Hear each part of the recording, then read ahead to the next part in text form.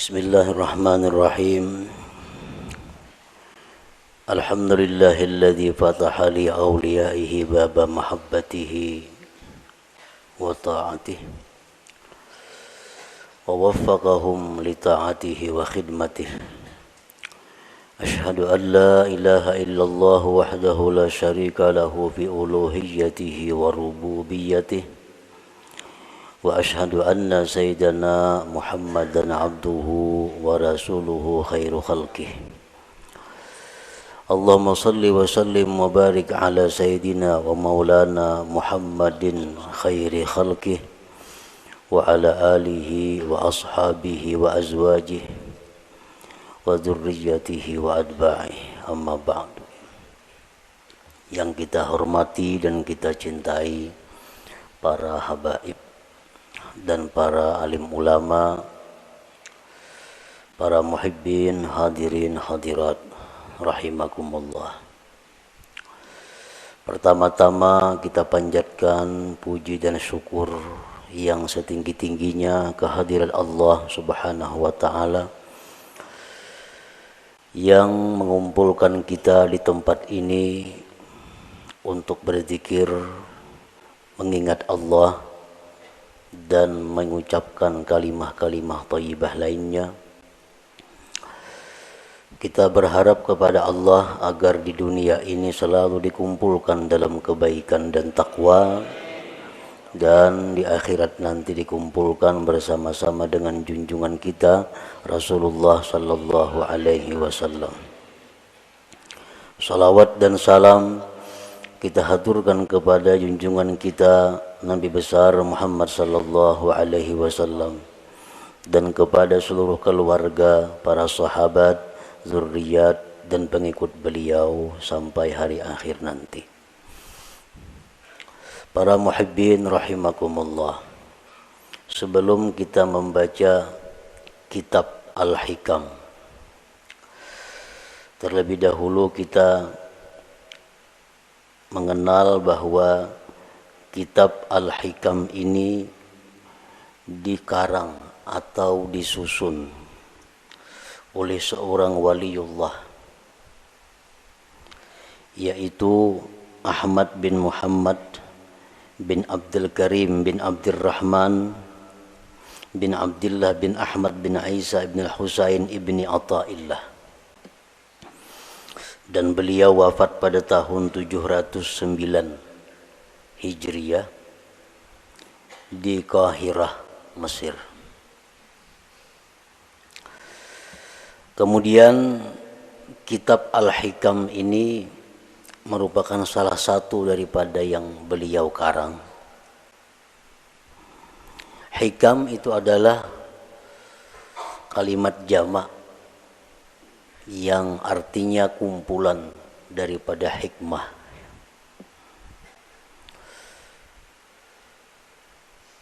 Syekh Muhammad Hayat As-Sindi mengatakan bahwa di dalam hikam itu ada 264 hikmah. 264 hikmah itu terkumpul di dalam satu kitab sehingga dinamai kitab itu adalah Al-Hikam. Nah, mengenai hitungan berapa hikmah yang ada di dalam kitab Al-Hikam itu bermacam-macam para ulama menghitungnya.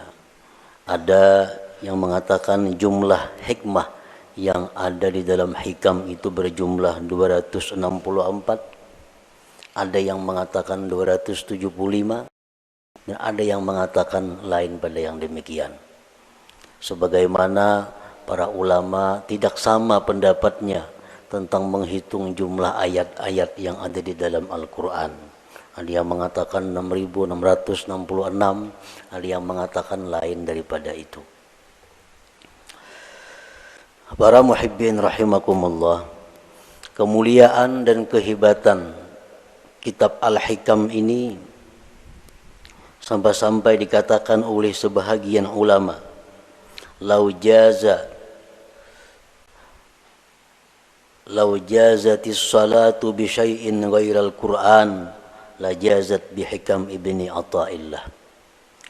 Andai kata di dalam sembahyang itu boleh kita membaca selain Al-Quran,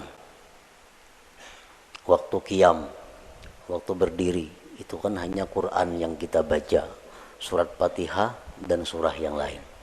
Andai kata boleh diganti dengan yang lain, niscaya kitab hikam ini patut dijadikan penggantinya.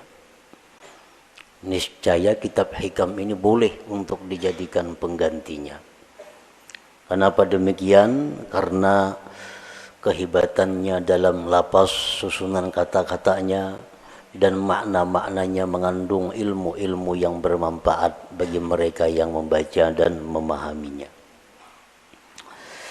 Para muhibbin rahimakumullah, kitab hikam itu satu matan yang banyak disyarahkan oleh para ulama.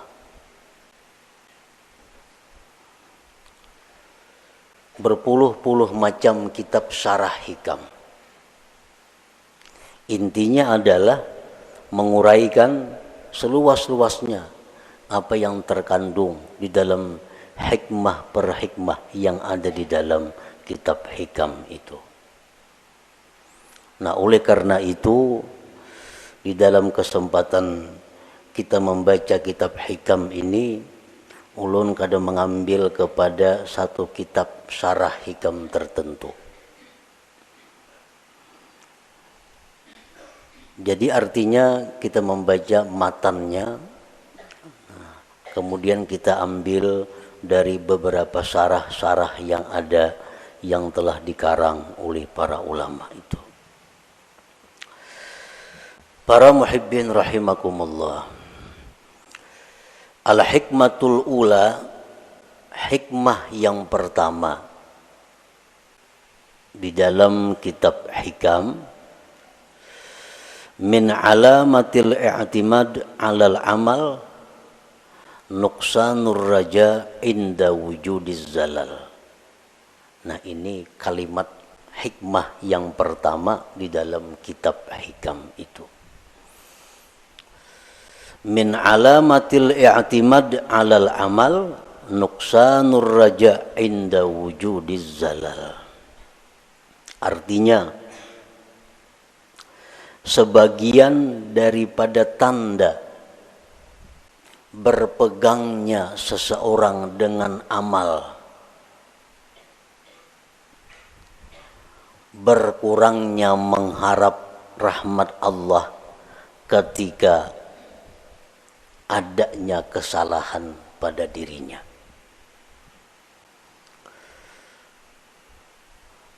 Apabila kita melakukan satu dosa, apabila kita ketinggalan satu wirid yang rutin, nah kemudian kita merasa jauh dari rahmat Allah, kita merasa jauh daripada kasih sayang Allah, itu menunjukkan bahwa kita namanya berpegang dengan amal.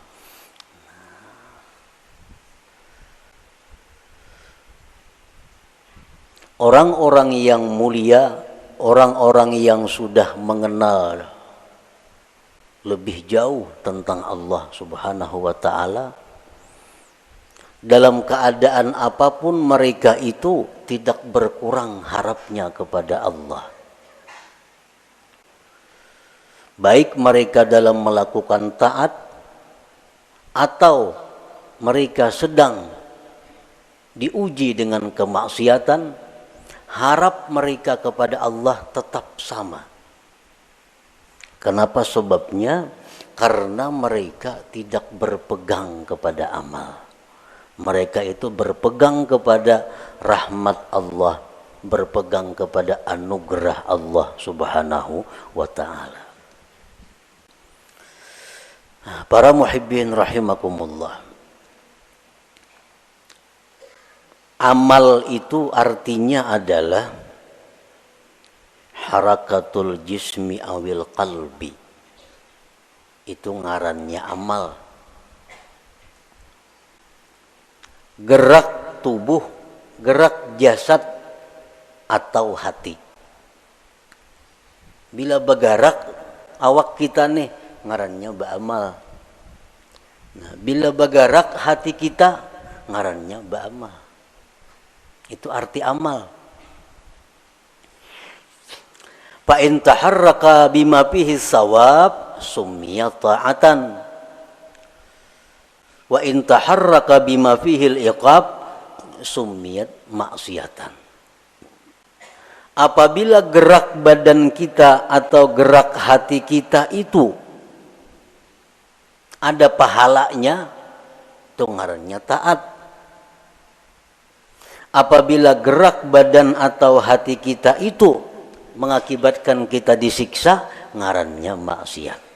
Jadi maksiat itu beramal juga. Makuat badan itu beramal jar. Orangnya penjudi. Kawah jadi padahal kan paamalnya. Karena amal itu artinya gerak badan atau gerak hati. Bila bapahala ngarannya taat, bila maksiat bilanya disiksa ngarannya maksiat. Itu arti amal. Para muhibbin rahimakumullah, kemudian yang kita fokuskan perhatian kita adalah amal yang mendatangkan sawab, pahala atau taat. Kita tinggalkan amal yang mendatangkan siksa, yaitu maksiat. Nah, amal taat ini ada 3. Amal taat itu ada 3. Pertama ada amal syariat ngarannya. Yang kedua ada amal tarikat. Yang ketiga ada amal hakikat. Ini ketiga-tiganya adalah taat. Ketiga-tiganya adalah taat. Baik amal kita ini syariat, baik amal kita ini tarikat, atau amal kita itu hakikat, itu sama-sama mendatangkan pahala.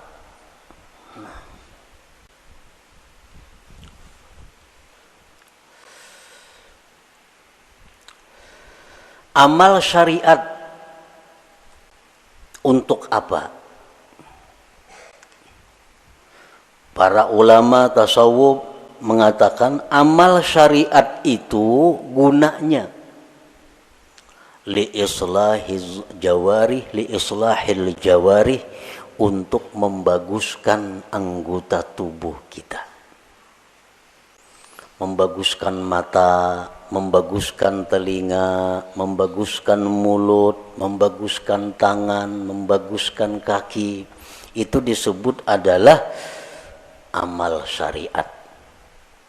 Kayak apa mata supaya bagus? Jangan memandang yang diharamkan Allah. Kayak apa mulut nang bagus? Jangan berkata-kata yang dilarang Allah. Kayak apa batis nang bagus? Jangan melangkah kepada jalan yang diharamkan Allah. Kayak apa tangan nang bagus? Jangan menjamah atau menyentuh yang dilarang Allah. Nah, membaguskan anggota-anggota tubuh kita ini, itu urusan amal syariat ngarannya.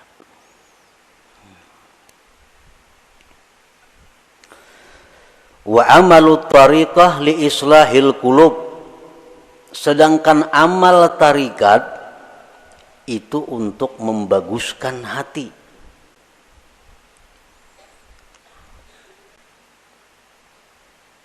Amal tarikat itu gunanya adalah membaguskan hati. Kayak apa supaya hati jangan sombong, itu urusan amal tarikat yang membaguskan. Kayak apa hati supaya jangan ria, itu amal tarikat yang membaguskan.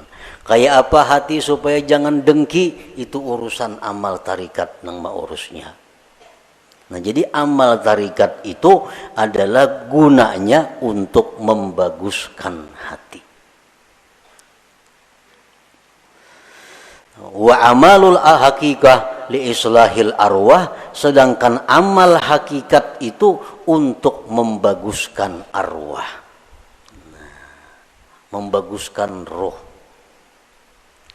Kayak apa roh kita ini supaya bagus? Roh nang bagus tuh nang kayak apa?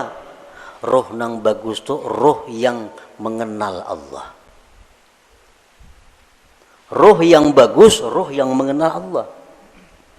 Nah, kayak apa supaya roh kita ini bisa mengenal Allah? Itu urusan amal hakikat nang maaturnya. Urusan amal hakikat nang menuntunnya kepada demikian itu. Nah, jadi kita 3 amal yang perlu kita laksanakan. 1, amal syariat supaya zahir tubuh kita ini bagus. Yang kedua, amal tarikat itu kemudian dilaksanakan supaya hati kita bagus. Dan yang ketiga, amal hakikat kita lakukan agar roh kita ini bagus. Nah, para muhibbin rahimakumullah. Amal syariat fungsinya untuk membaguskan anggota tubuh.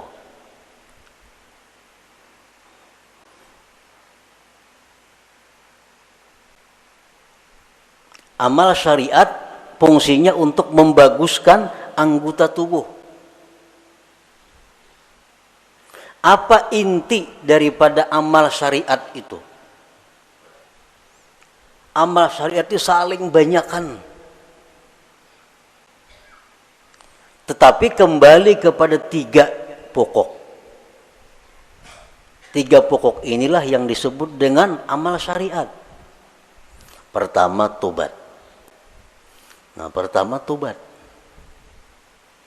Yang kedua, takwa. Yang ketiga, istiqamah. Nah, ini seluruh amal syariat kembali kepada 3 ini. Tobat, kemudian takwa, kemudian istiqamah. Nah, tobat artinya apa? Membersihkan diri daripada yang kotor-kotor. Membersihkan diri daripada maksiat-maksiat. Itu tobat. Dimandii, nah, mandi itu tobat karena. Imbah mandi hanyar dipakaiani. Nah, dipakaiani betapi, babaju, bakupia, bermacam-macam pakaian. Nah, itu adalah takwa. Nah, kayak apa supaya jangan lepas pakaian itu dari kita? Ngarannya istiqamah. Menbanu beselawar, menbanu betilanjang tuh ada istiqamah ngarannya. Istiqamah ini selalu berpakaian. Nah, artinya apa? Selalu menjunjung perintah Allah, menjauhi yang dilarang Allah dalam keadaan apapun. Itu istiqamah. Dalam keadaan susah, rajin ibadah. Dalam keadaan kaya, rajin ibadah. Dalam keadaan sakit, rajin ibadah. Dalam keadaan sihat, rajin ibadah. Dalam keadaan apapun ibadah kada tertinggal. Ini ngarannya istiqamah. Nah, 3 hal itu urusan amal syariat.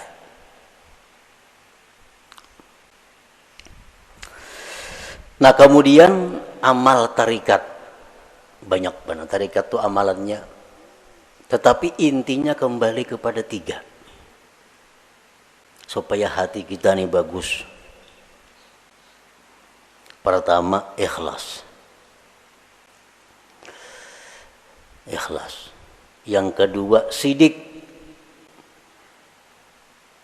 Yang ketiga, tumakninah. Nah, ini intinya. Seluruh amal tarikat buliknya kenang 3 ini. Bila yang 3 ini bisa kita laksanakan, maka kita sudah mempunyai amal tarikat ngarannya. Berarti sudah punya hati yang bagus. Pertama, ikhlas. Nah, yang kedua, sidik.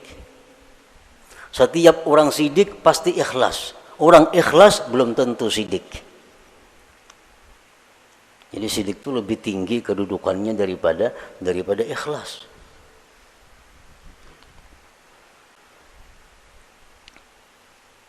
Orang sembahyang itu bisa ikhlas, belum tentu sidik. Belum tentu sidik.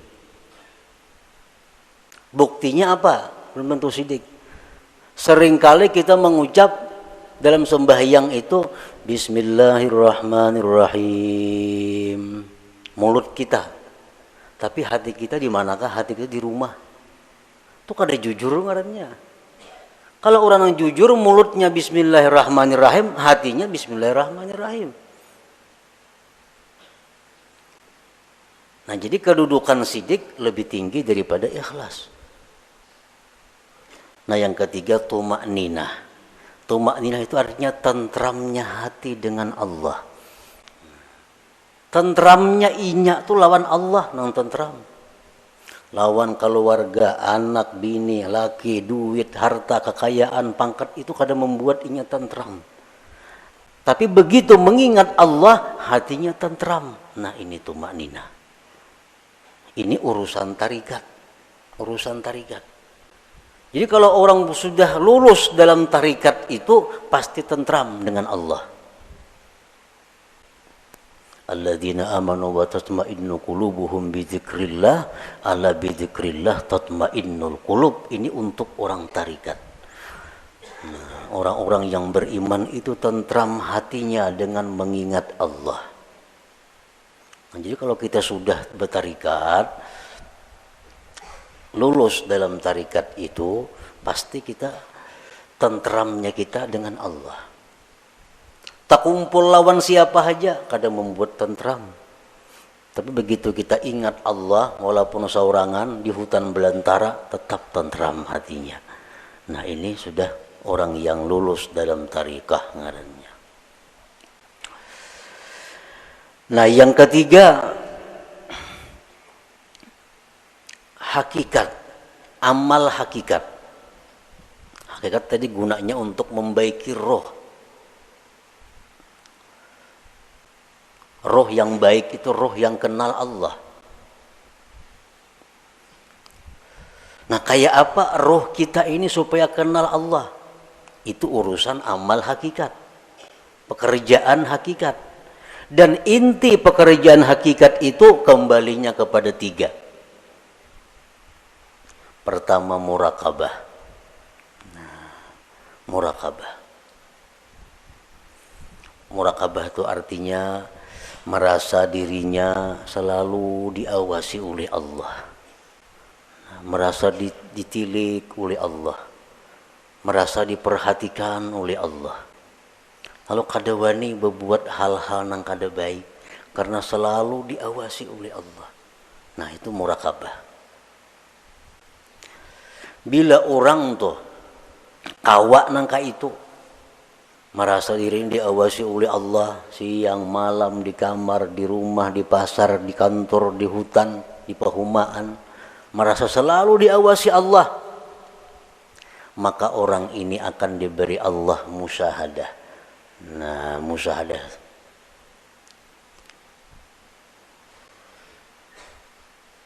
Bila orang itu sudah musyahadah lawan Allah, ngarannya ma'rifat lawan Tuhan. Jadi amal hakikat ini tiga, murakabah, musyahadah, ma'rifat. Itu amal hakikat ngarannya.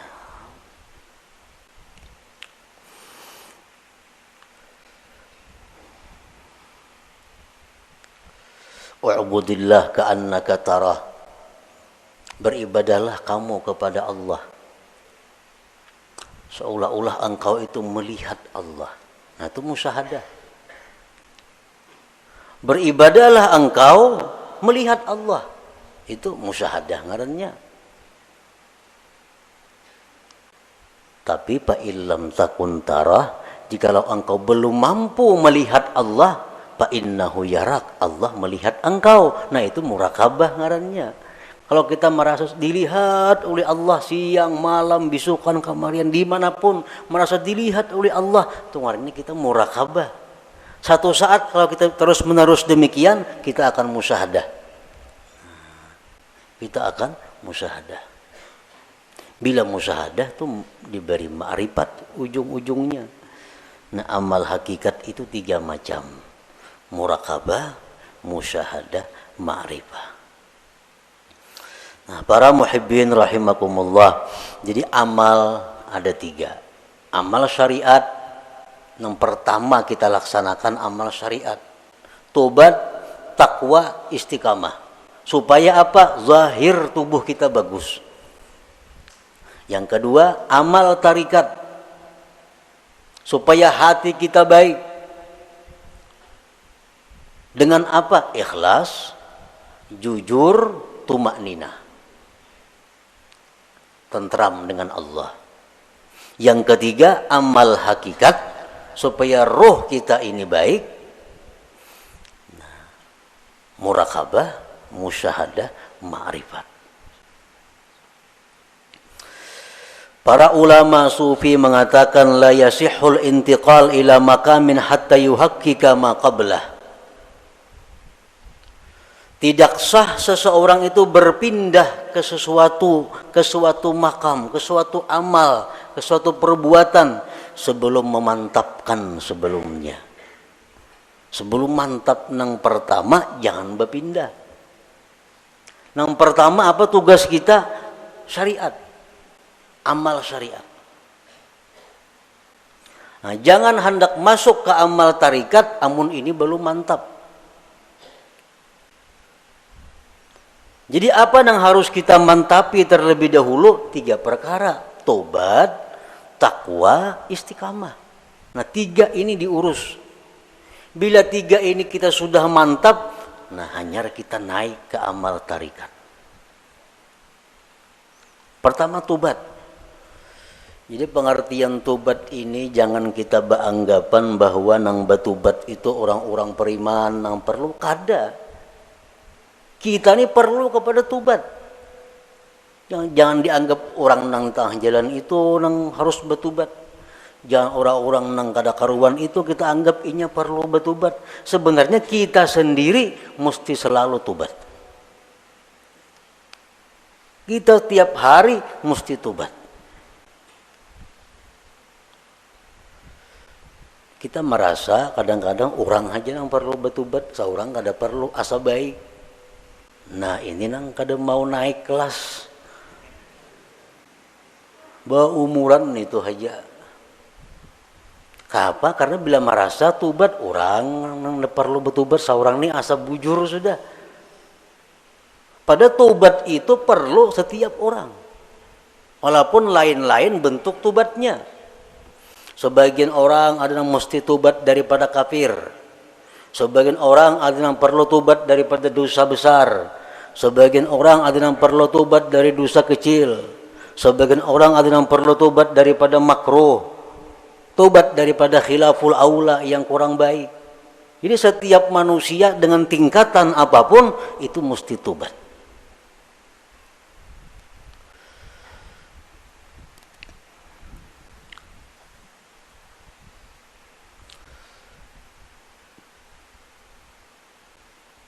Nah kita sudahlah bertobat, sudah.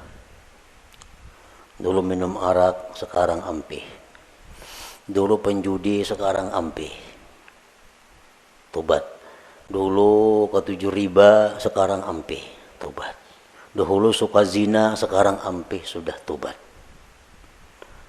Nah cuma tahukah kita tobat kita itu diterima atau kada? Nah, karena orang nang ampe itu belum tentu diterima.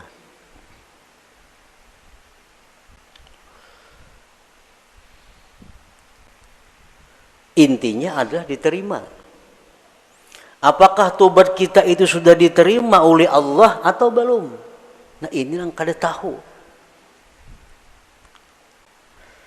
Maka kita kada boleh naik ke suatu makam, ke suatu tingkatan sebelum memantapkan tingkatan yang pertama, hanyar tingkatan yang kedua, mantap nang kedua, hanyar naik ke tingkatan nang ketiga.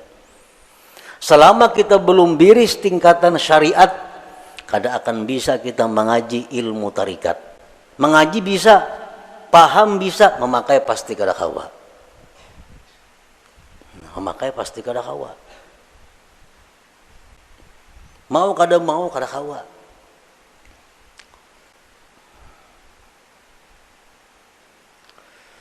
tarikat belum biris, belum matang, belum selesai, kada akan bisa naik kepada hakikat. Maka dengan hakikat itulah kita bisa dapat kepada ma'rifat. Nah, jadi diibaratkan itu ma'rifat itu satu mutiara.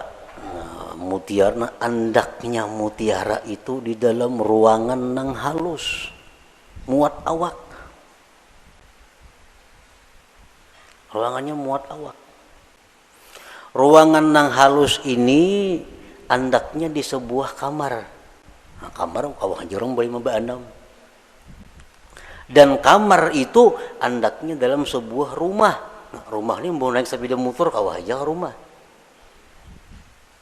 Nah, jadi kita kada bisa masuk ke rumah kalau kita masih banyak bawaan. Ada kawan. Kalau kita masih banyak bawaan kita ini masih berinting, sering banyakan bawaan. Kalau kita bakajal ke rumah, kada kawa. Buangi nang kada perlu supaya kita kawa masuk ke rumah. Nah, motor ditinggal, nang mana diisi motor, toko ditinggal. Kalau mangkut toko ke rumah, kada kawa. Nah, kios ditinggal, kabun ditinggal, kada muat rumah. Nah, jadi nang kau masuk ke rumah hanya barang-barang tertentu. Nah, artinya apa? Syariat itu laksana rumah. Begitu kita masuk syariat, banyak nang kita tinggalkan. Riba tinggalkan, permainan tinggalkan, zina tinggalkan, semua aja tinggalkan. Kalau tuh kita masuk ke rumah. Nah, sepeda motor kawa dibawa ke rumah, sepeda kawa dibawa ke rumah. Begitu kita hendak masuk kamar, nah, ngalih hambo sepeda motor ke kamar, ngalih bawa kendaraan ke kamar itu. Pas ditinggal di luar kamar, baka karasan kada kawa bahanjuran. Nah, sama halnya kita ini kalau hendak masuk kepada tarikat, buangi gawian-gawian yang lain-lain supaya kita muat bandak di situ. Nah, hendak masuk pulang ke hakikat, halus kamarnya muat awak, jam tangan gin dipacul kada kawa. Kacamata santok pacul juga. Nah, muat beti lanjang aja kawa lagi. Nah, hanyar kawa kita masuk ke kamar nah halus tuh untuk mengambil yang berharga yaitu mutiara atau ma'rifat itu. Nah, itu artinya kita kada kawa melangkah ke situ kalau sebelum matang nang pertama. Nah, syariat ini nang dibiriskan terlebih dahulu. Cara kita berjual beli, cara kita bergaul, cara kita makan, cara kita berpandir, cara kita berpakaian sesuaikan dengan syariat. Bila kada sesuai lawan syariat, hendak ke hakikat kada bisa. Jamin kada bisa. Napanya bisa? Pandirnya aja. Pandirnya aja bisa. Praktiknya kada bisa. Itu sudah hukum, ketentuan. Syariat kada mantap, kada kawan naik ke tarikat. Tarikat kada mantap, kada kawan naik ke hakikat. Nah, jadi fokus kita ini adalah membaguskan dahulu syariat kita. Kayak apa membaguskan syariat? Tobat. Nang ketujuh menggibah, tobat. Nang ketujuh riba, tobat. Nang ketujuh memakai pakaian haram, tobat. Imbah kita tobat itu perlu diteliti, perlu dipikirkan. Tobatku ini diterima juga kah, kada kah? Selama kita belum ada ketentuan tobat ini diterima atau kada diterima, hati kita masih kada nyaman, hati kita masih kada tentram karena belum ada kepastian tobat atau kada tobat. Takwa kemudian ibadah, sembahyang, puasa segala macam, takwa. Istiqamah terus menerus seperti itu. Bila tiga macam ini kawa, nah ayo ya naik kita ke amal apa? Ke amal tarikat. Kita wajib mengusahakan syaratul kabul. Kita wajib mengusahakan syarat diterima tobat kita, diterima takwa kita, diterima istiqamah kita. Itu kita wajib mengusahakan persyaratannya supaya ini diterima oleh Allah. Sembahyang contohnya. Kayak apa sembahyang itu supaya diterima oleh Allah? Ada syarat-syaratnya. Yang pertama, supaya sembahyang itu diterima oleh Allah, syaratnya adalah ilmu. Fakullu man bighairi ilmin ya'malu amaluhu mardudatun la tuqbalu. Tiap-tiap orang yang bekerja beramal tanpa ilmu ditolak, tidak diterima. Jadi sembahyang kita ambil contoh amal syariat sembahyang contohnya, supaya sembahyang ini diterima Allah kayak apa? Satu, punya ilmu. Belajar bujur-bujur sembahyang tuh. Rukuk kayak apa, sujud kayak apa, amun masbuk kayak apa, kada salat membaca Fatihah kayak apa caranya. Nah, bujur-bujur belajar sembahyang supaya sembahyang kita diterima. Yang kedua, supaya diterima sembahyang itu ikhlas. Berhubung ini amal syariat, ikhlasnya pun ikhlas syariat. Ikhlas syariat yang kayak apa? Sembahyang mengharapkan surga, sembahyang karena takut lawan api neraka, ikhlas menurut syariat. Sembahyang kita mudahan masuk surga dengan itu syariat bujur, ikhlas. Kenapa sembahyang? Takutan kalau pindah ke neraka mati, itu ikhlas dalam syariat. Jangan ada tujuan lain sembahyang. Contoh, kita ambil contoh sembahyang supaya dipuji orang, supaya dihormati orang, dimuliakan orang. Jangan ada sedikit pun dalam hati demikian. Ikhlas. Yang ketiga, syaratnya diterima itu sembahyang atau amal-amal ibadah lainnya, muwafaqatus syurut wal arkan wal adab. Sembahyang kita ini sesuai syarat. Penuhi syarat-syaratnya apa? Rukun-rukunnya apa? Adabnya apa? Orang hendak sembahyang mesti berwudu, suci daripada hadas najis, menutup aurat, menghadap kiblat, masuk waktu. Nah, penuhi. Bersihin najis, sucikan hadas dengan wudu, tutup aurat, tunggu waktu sembahyang, bila masuk hanyar sembahyang. Nah, itu syaratnya sudah biris. Syaratnya biris, rukunnya, rukun sembahyang. Rukuk kayak apa, bacaan Fatihahnya kayak apa, sujudnya kayak apa, sesuaikan dengan aturan. Embah itu pulang adab. Walaupun sembahyang ini syaratnya cukup, rukun cukup, tapi kada beradab, itu bisa kada diterima.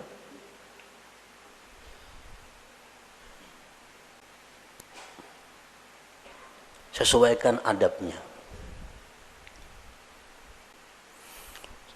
Contohnya contohnya sembahyang pakai pinggang aja. Allahu Akbar, nah pakai pinggang. Ini lawan syarat kada bertentangan, lawan rukun kada bertentangan, tapi adab bertentangan. Allah kada menerima sembahyang kayak ini. Harap tinggi Tuhan sembahyang kayak itu. Allahu Akbar. Nah. Jadi adab sembahyang termasuk nang sunat-sunat dalam sembahyang dilaksanakan. Yang keempat, ada mubtilat wal mukrihat wal makruhat. Tidak ada yang membatalkan dan yang dibenci Allah. Sembahyang atau ibadah kadang-kadang membatalkan, kadang-kadang dibenci Tuhan. Kita gawi semua nang sunat, jauhi nang makruhnya. Yang kelima, al halal fi ma yata'allaqu bih. Halal pada sesuatu yang berhubungan dengannya. Nah, pada berhubungan, makan, minum untuk tenaga, pakaian, tempat. Itu mesti halal. Rasulullah bersabda, "Man akala luqmatan min haram, lam tuqbal minhu salatu arba'in lailah." Orang yang makan satu suap daripada makanan yang haram, tidak diterima sembahyang 40 malam. Sasuap tuh kita makan nang haram, 40 malam sembahyang kita ditolak Allah. Sepiring berapa suap?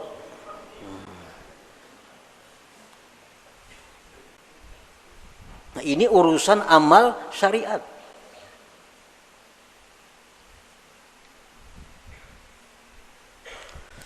Pakaian kita mesti halal. Rasulullah SAW bersabda, "Man ishtara sauban bi ashri darahim bi samanihi dirhamun haram, lam yaqbalillah salatahu ma dama alaihi minhu syai." Barang siapa nukar pakaian 10 dirham, 1 dirham ada yang haram, kada Allah terima sembahyangnya selama itu masih ada. Nah, jadi kalau amal syariat ini kita biriskan dan kita usahakan syarat diterima oleh Allah, nah hanya kita melangkah ke amal hak tarikah, hanya ke amal tarikah. Para muhibbin rahimakumullah, Imam Ahmad ibnu Athaillah tadi mengatakan,